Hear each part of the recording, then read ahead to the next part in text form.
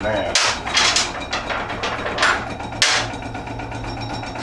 yeah, that jack's about done. The spec on those should be 33 foot-pounds. So what we're going to do is we're going to go ahead and set our torque wrench to 33 foot-pounds.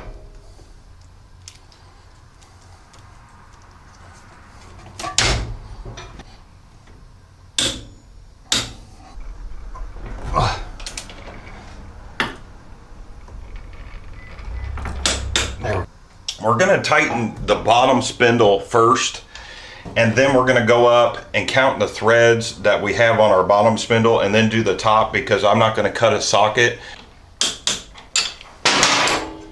You need to anti-seize the shaft that this is going to go on per the instruction manual. 40 foot-pounds. I can't keep the ATV from moving here. There we go. 2, 3, and 4. Oh. 4. Sticking to it. You can check out the links below. But you can spray this on and wipe it off, or you can just spray it on.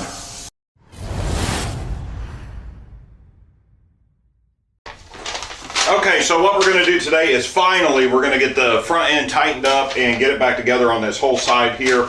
I have put a little bit of this together from the dust shield and the actual brake caliper. You're seeing some wood blocks here because the whole four-wheeler was starting to tilt off of the stand. So I need to get the tires on here. So what we're going to do is, first things first, I'm going to loosen and remove this caliper, because in the previous video, if you haven't watched that, check the video playlist below. I'm going to put new calipers on this ATV, and then we'll bleed the whole system, and that will be the next video. So what I have here is, here's my little cheat sheet of the foot-pound torque specs for all the bolts that we're going to be torquing, and we'll just go from there. So if any of you ever wanted to do this, you know, don't be afraid to do it. Just watch this video and then go back through this video, and I'm going to show you step by step of how to do this. It's real important that I teach other people how to do this with these quads. These quads are getting a little older now,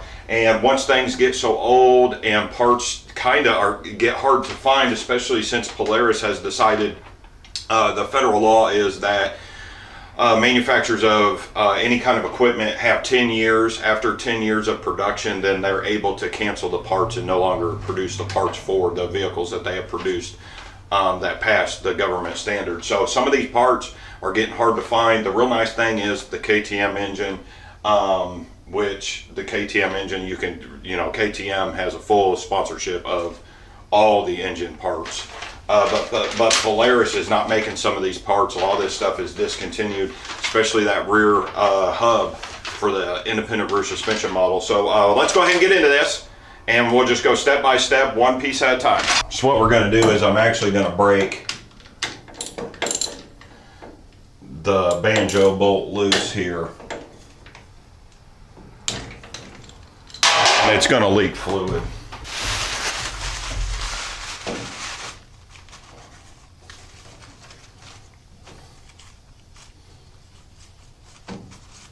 If you can avoid getting this fluid on your hands, boy, that'd be nice, but I'm actually out of gloves. I've got to go get some more gloves, and we're just going to let that run out of there.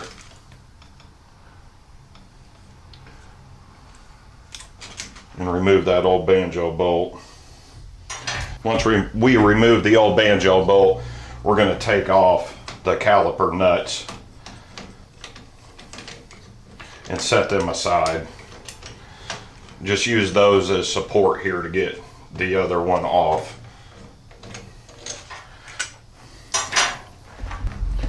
Then what we're going to do is, I'm going to go ahead and put the new caliper in here, but we're not going to tighten the banjo bolt. We're just going to get it onto the caliper. So we're going to put our crush washer on the top. We need a crush washer on both sides here. We're going to run our banjo bolt through here. And then what we'll do, oops. is put our other crush washer here. And then run our banjo bolt. We're not gonna tighten it, but we're just gonna get it snug, which might help prevent a little more of the leakage of the brake fluid. Okay, so what we're going to do is we're going to come in and do our A-arm bolts here, and the A-arm bolts actually are, the spec on those should be 33 foot-pounds. So what we're going to do is we're going to go ahead and set our torque wrench to 33 foot-pounds. And it's vitally important that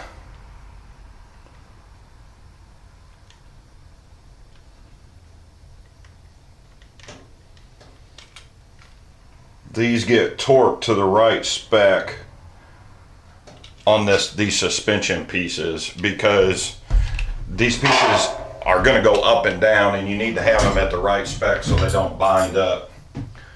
So what I'm going to do is I'm going to start at the front here like so. Oh my God. And then we're just going to torque these to spec.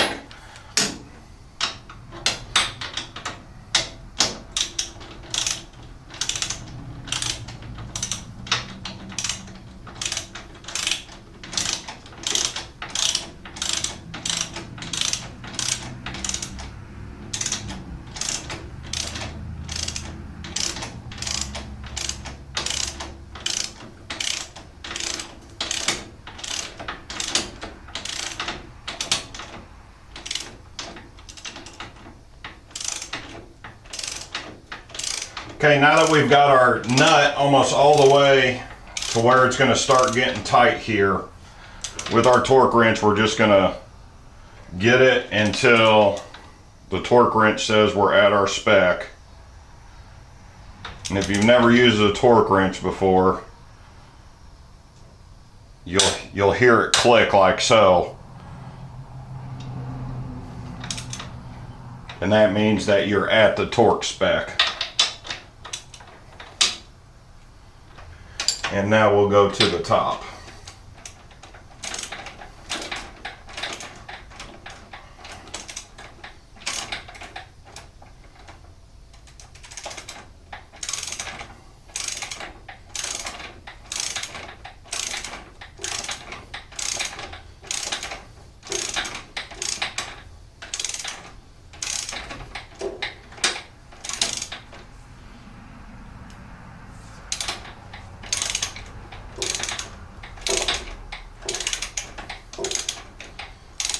Okay, we're getting close here. Now we're going to go and apply our pressure here. There we go. Now to the rear. The rear is a little bit more difficult to get to.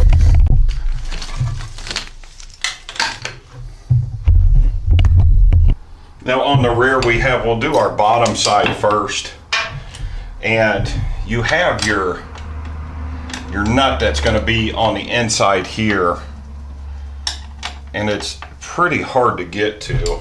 I can't remember how I did this one here.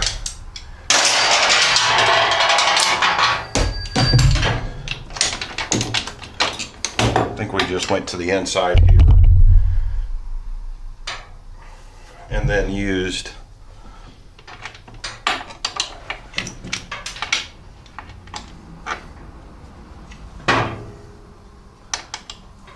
there we go. So we're just going to, maybe we're not.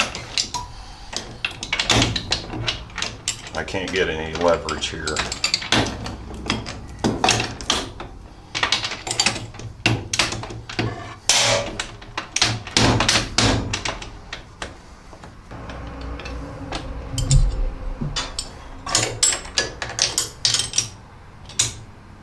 Like so.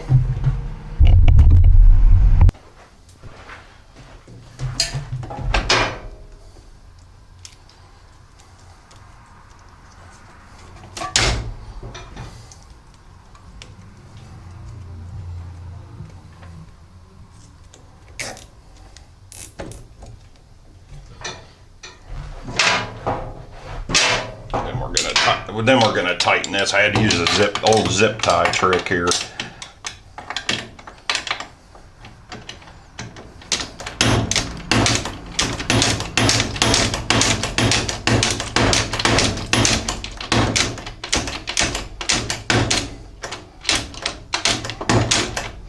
Then we're going to start to get tight.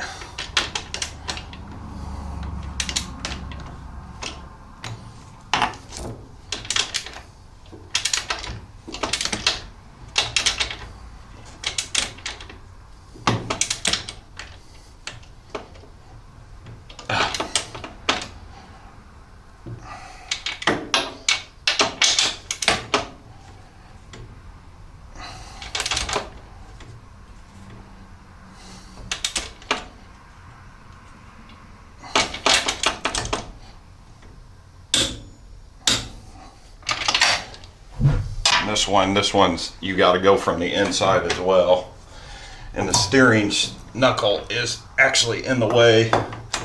We're going to remove the end link to give us a little bit more room here.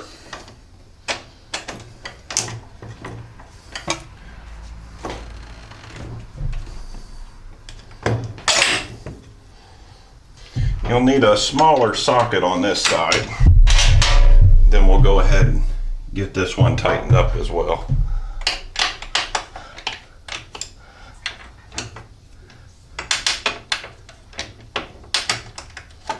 Can't get my gear wrench on there.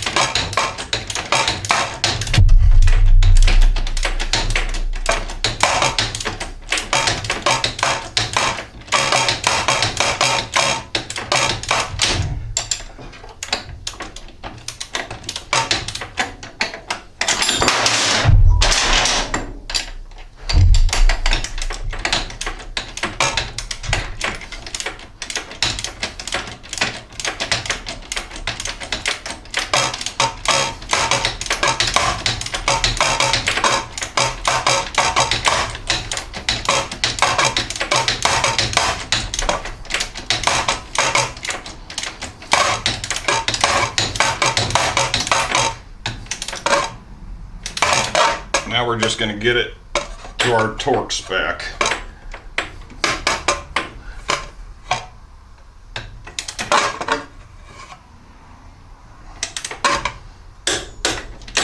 There we go.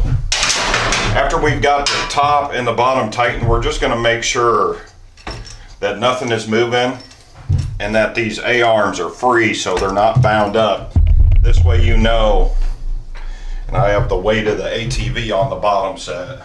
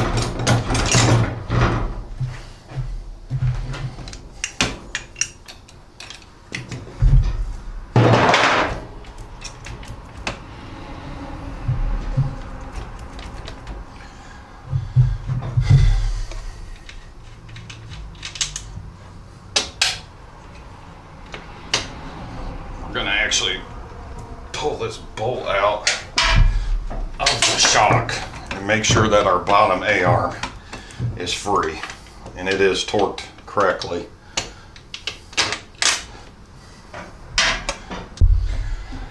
For the next step here, we're going to reinstall our end links back to the adjuster in the subframe, and you have your top bolt here and then your bottom bolt. And then what will happen is you actually have a nut that will go on here.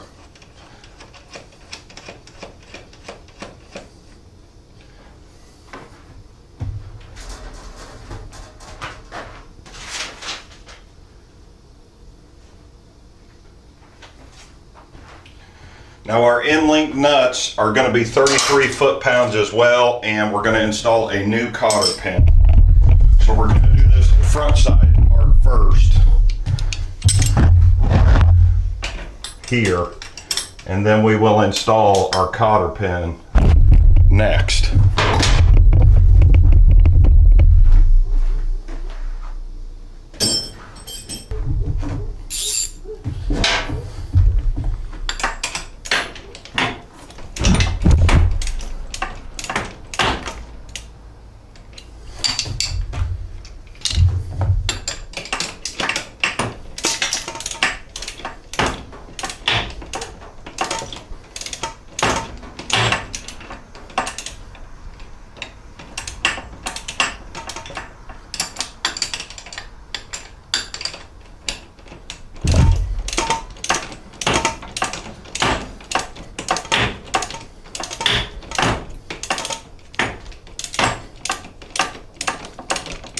Come on.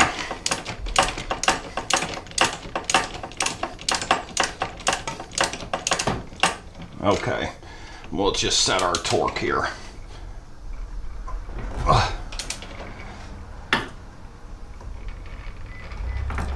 There we go. Got the UPS guy sneaking around in my backyard. Okay, so what we're going to do now is we're going to tighten up our spindles here. And I had a little bit of a challenge with the other side that I did already. So what we're going to do is I'm going to show you what I did. We're going to tighten the bottom spindle first, and then we're going to go up and count the threads that we have on our bottom spindle, and then do the top, because I'm not going to cut a socket, and I'm just going to kind of do it by manual force. If you're not real experienced at doing this, you need to get a socket and do it correctly, but I'm not super worried about it because I've done it before. So we'll go ahead and torque these. And the AR ball joints should both be torqued at 35 foot-pounds of torque. So just a little bit more torque than the end links and the A-arm. So we're just going to adjust up to 35. And then we're going to tighten them up. Now these are actually 3/4. When you do the castle nuts, there should be a spacer. You will put a spacer and then the castle nut on. So on the bottom here, what we're going to do is we're going to pull the ball joint into the spindle.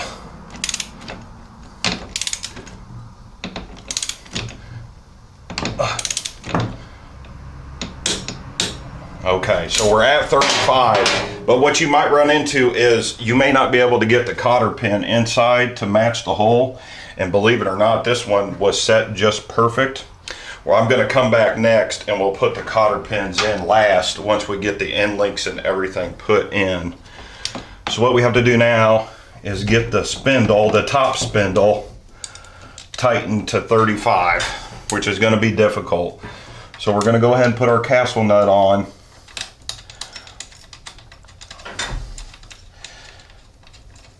And we may have to turn this one by hand. And the reason that is because we have moved now the ball joint up into the spindle. So what that's done is we have just fractions of an inch that our tool now will not fit. So what we're going to do now that our tool will not fit in here is we're going to go to the bottom side, and at the top of the castle nut we're going to count how many threads we're down on the ball joint. And we're 1, 2, and 3. We're approximately 3 threads down here. If you have a different brand of ball joint, you need to count these threads and make sure. So what I'm going to do is I'm kind of going to, okay, I'm testing how much force I actually need for the tension on the ball joint. So we're going to go ahead and tighten this until we get to 3 threads.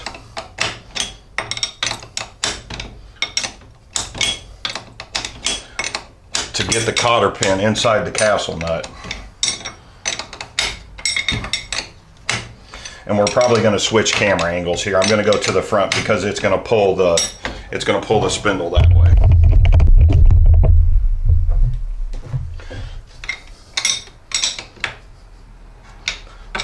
Okay, and we're starting to get some resistance here, which is pulling our spindle in.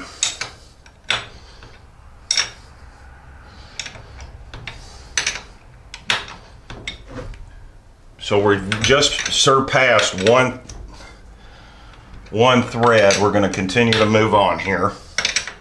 And see, we haven't gone to that much force yet.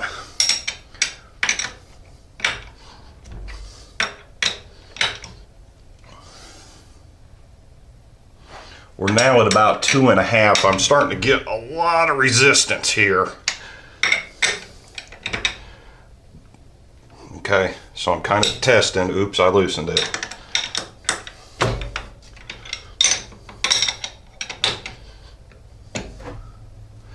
Well, we'll go back and retighten that now. So we need to just go a little bit more here.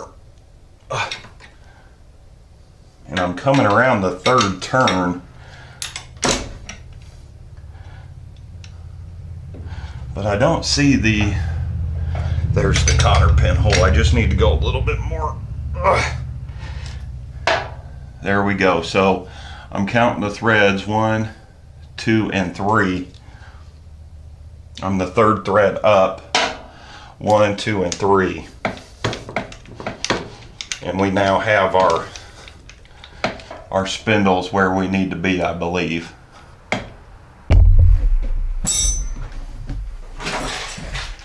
Now with both of our ball joints in, we're going to get and put new cotter pins in here.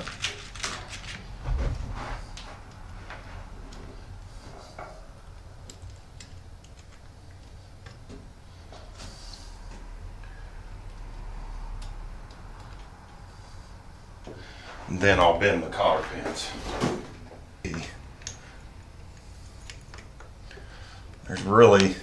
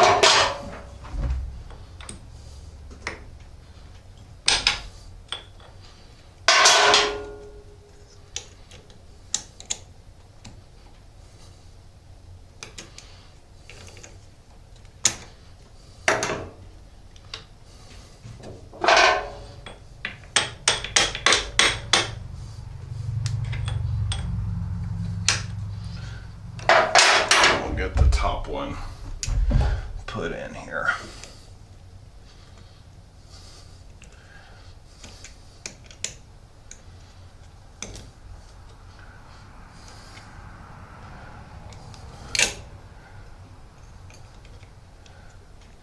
Get it bent.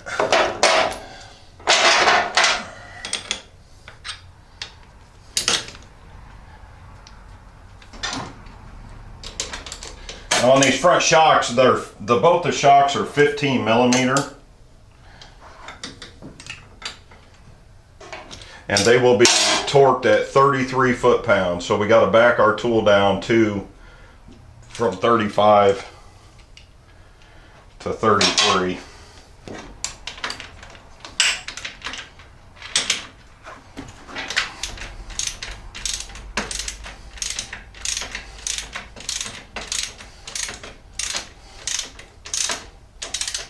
Here we go. We're going to go to 33 foot-pounds.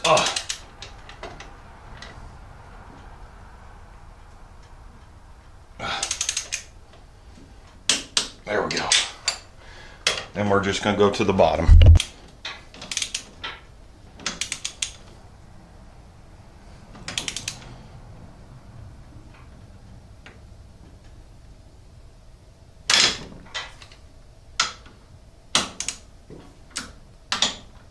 There we go.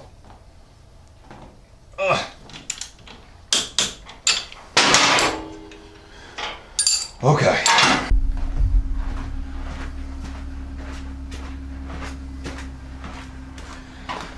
Now we are going to install the front spindle onto the unit. Sorry if my terminology isn't correct.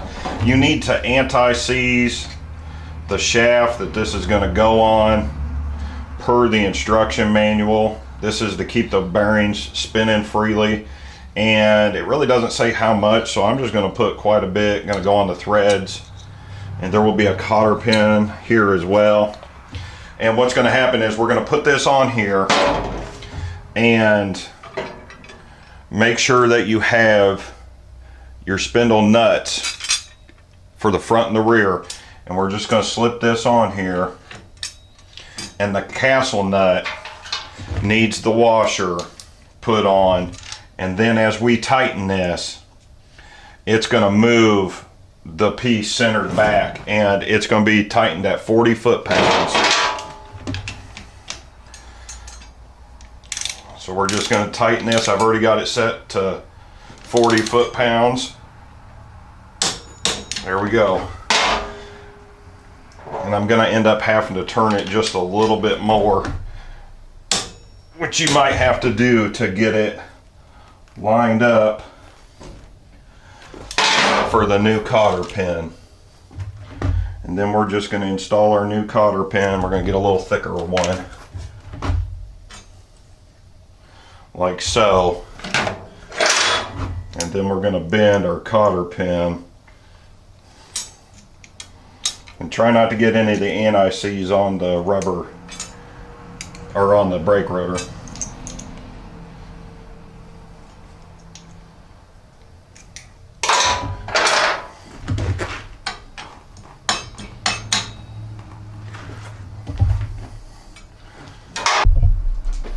Before we install our caliper, we just want to make sure that this thing is spinning freely, and just kind of double check that your rotor isn't bent. It should be straight, which this is. So what we're going to do now is install our new caliper, and we're actually going to need blue Loctite for this.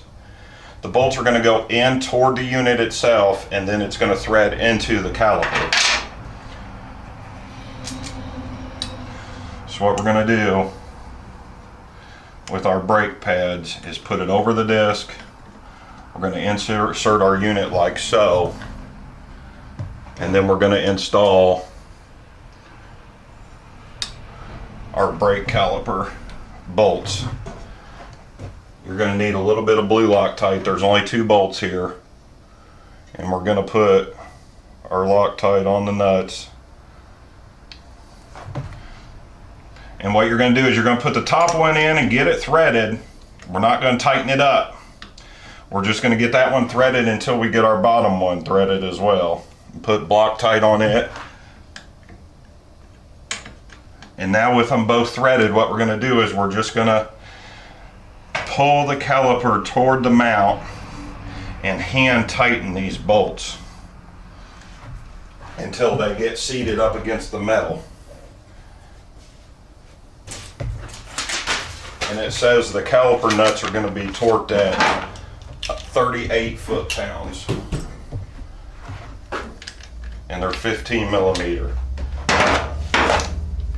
So we're just going to kind of hand tighten this because we need this caliper to be straight on the disc, not cattywampus. If you go to torque the top it's not going to be on the disc properly.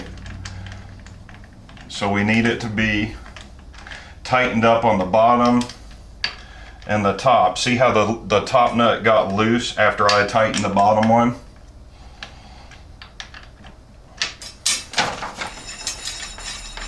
And we're free spinning here.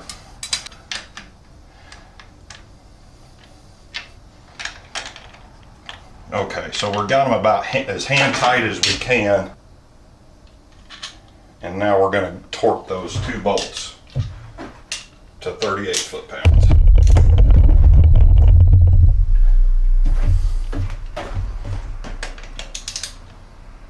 What I'm actually going to do is I'm just going to turn these until I get about equal resistance on each one before I apply the torque specs.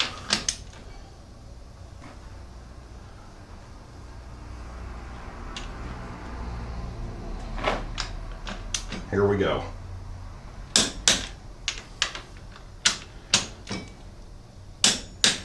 See how easy that was? And now that disc is how it's supposed to be, and I just took the wheel nut off. So I'm real happy with this. The other part that we have, the last part that we need to do before we put the tire on is put the Endlink on here.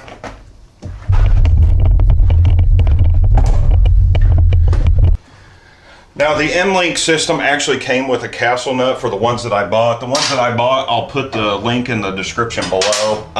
The only issue is that the castle nut, I ran it up on the other side and there's too much space on the bolt. So the OEM ones actually had a nut. So you need to reuse the nut off of the old unit itself because the castle nut will not be sufficient. So what we're going to do is we're going to try to get this as straight as possible, and we're going to move our handlebars as straight as we can get them. And we're going to need, no, it ain't a 1/2 inch. Looks like a 9/16. We're going to need a 9/16 wrench to do this. And what we're going to do is we're going to go from the bottom side up.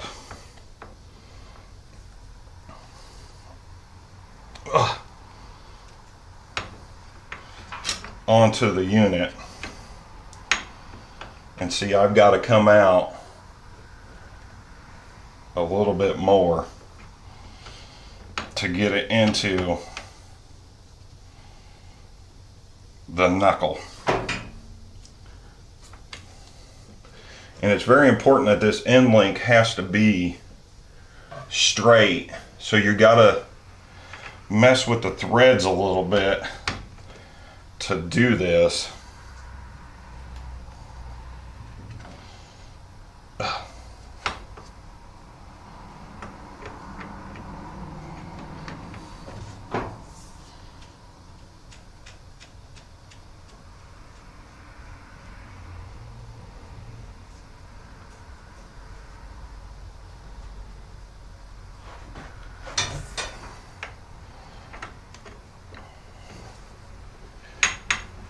And you need this end link to go in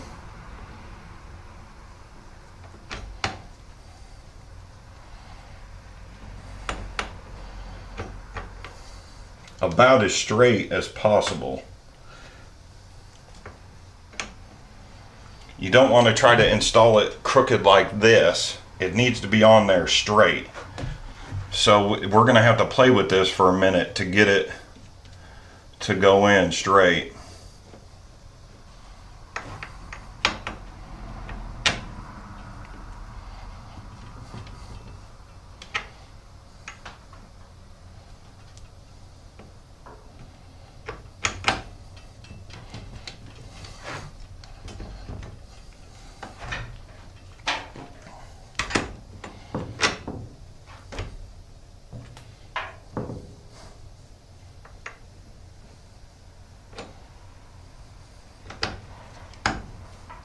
So it's almost in. It looks like I need to make one more turn.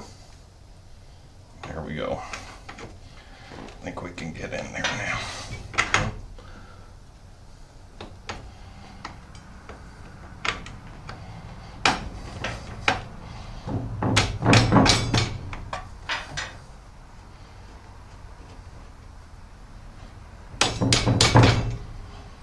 I just can't get it in there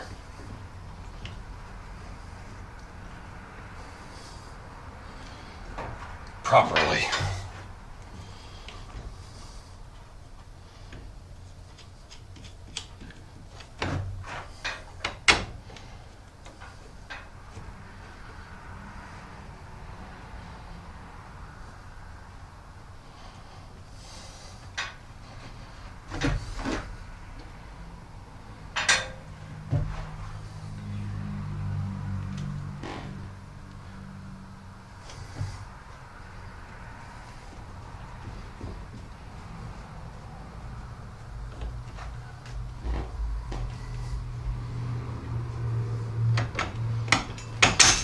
Okay, so we've got the Endlink in here. And the thing about this is we're going to go ahead and torque this down now that we've got it in there. And I think we're pretty close. But the thing of the matter is we can't set this tire in this Endlink until the back tires are on the system. So we'll just need to get it to its torque spec.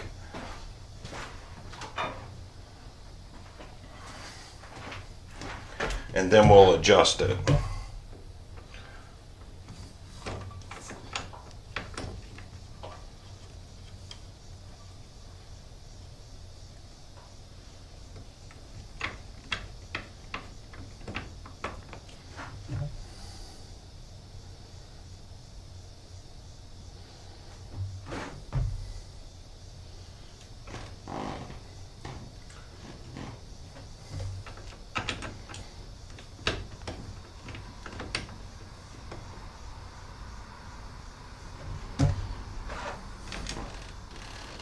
Okay, so what we need to do is we need to tighten the Endlink now. And the Endlink is going to be 33 foot-pounds. And it's real important that this Endlink is straight when it's being installed into the unit itself. Like so. You've got to get the bottom of it bottomed out with the unit.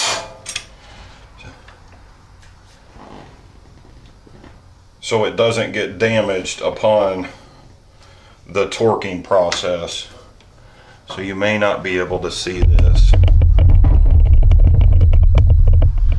because the nut has, the actual Endlink has to be straight. So we're going to take our 9/16 and hold the bottom of the Endlink, and then we're going to torque our Endlink to the unit.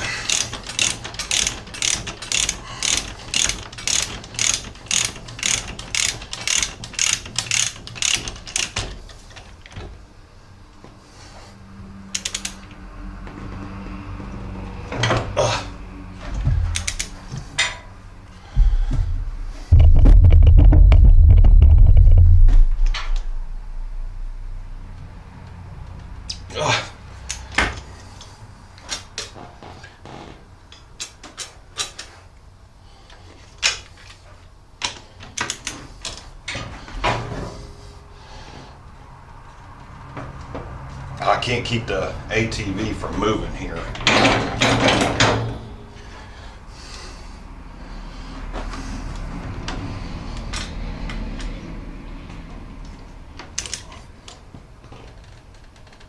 There we go. And once you get this torqued down, it might be a little difficult to get your 9/16 wrench out. We'll just kind of, you don't want to do it too much because you'll rip the boot. Might have to run the nut all the way up to make just a little more resistance. And if you smash your boot, don't worry about it, because as you ride, the boot will go back up. And there's not a whole lot I can do about that, but we will put our, finish up with our cotter pins here and get them installed.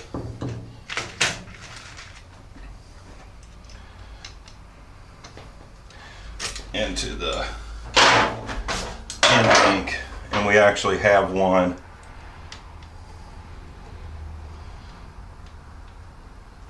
that will also also go onto the other side there.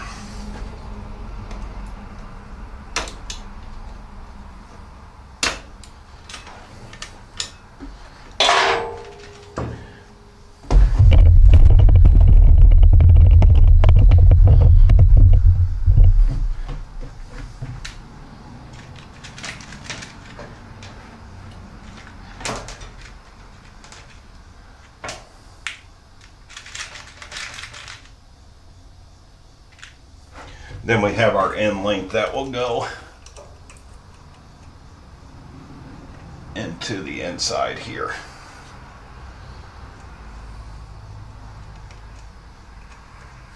Oh, I'm sweating so bad before I have to go to work. It's absolutely absurd. I thought I was going to be able to get this done, but I don't think I'm going to.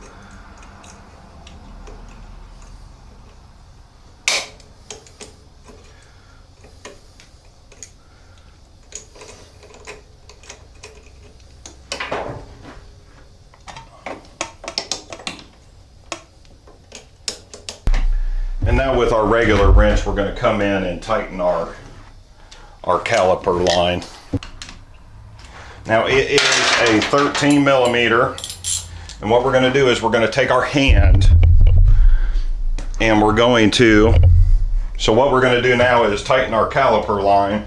What we're going to do is we're going to take our hand and we're going to kind of hold this brake line, and as we're holding it,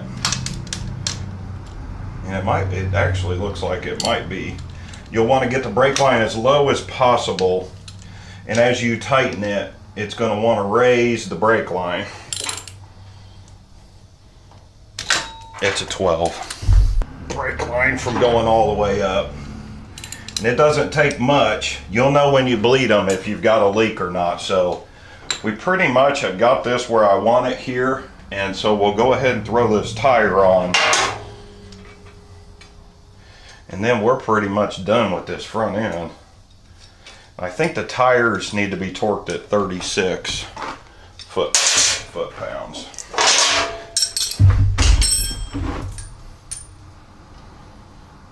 Okay, so on the rims here, it says you can torque them between 30 and 35 foot-pounds. We've got to get the quad raised up enough. And I can get these wheel levels on here. We ain't gonna get no higher than that. Yeah, that jack's about done. So we'll go ahead and put our wheel nuts on here.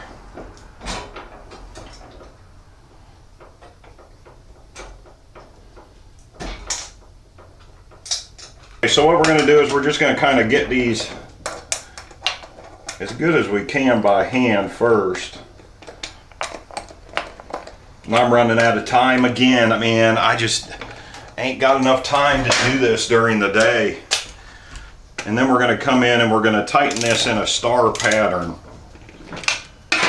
We're not going to torque them until we get them all seated in.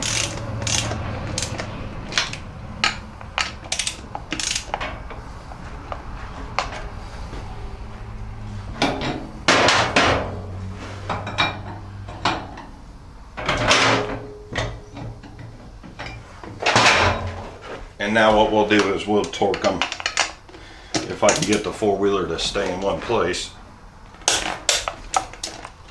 There's 1, 2, 3, and 4. Oh, shit. Well, we'll be buying a new wheel nut there.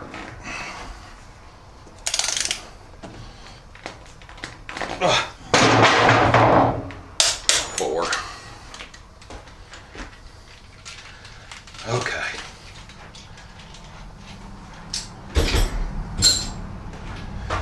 If you made it through to the end of this video, I just want to show you this stuff. This is called Mudslinger by Amsoil. This is some of the best stuff that you can buy to keep your tires and keep anything from getting mud sticking to it. You can check out the links below. But you can spray this on and wipe it off, or you can just spray it on.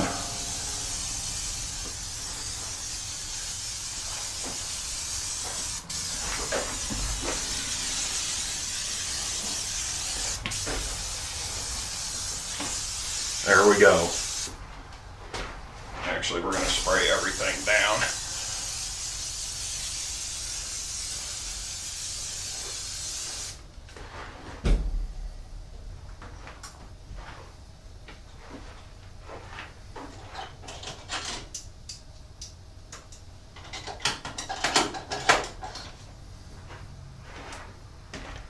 I actually forgot one thing here.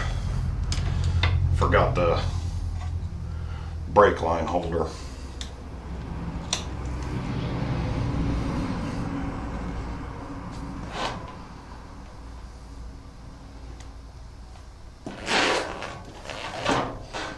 When you put this brake line holder back on, you kind of want the tire to be all the way toward the front, so you know it's not going to pull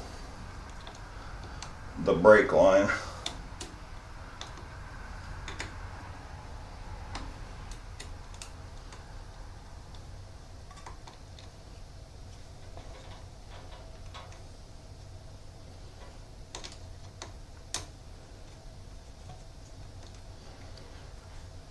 And then I have the A-arm covers to install as well. And I'll do that at a later date here. Alright y'all, thank you very much. Check out the playlist below. I really hope this video helped you out. Any purchases from the links below, man, really helped me out right now, especially with what's going on in the pandemic. So, alright y'all, stay tuned. We'll get this thing ready to go eventually.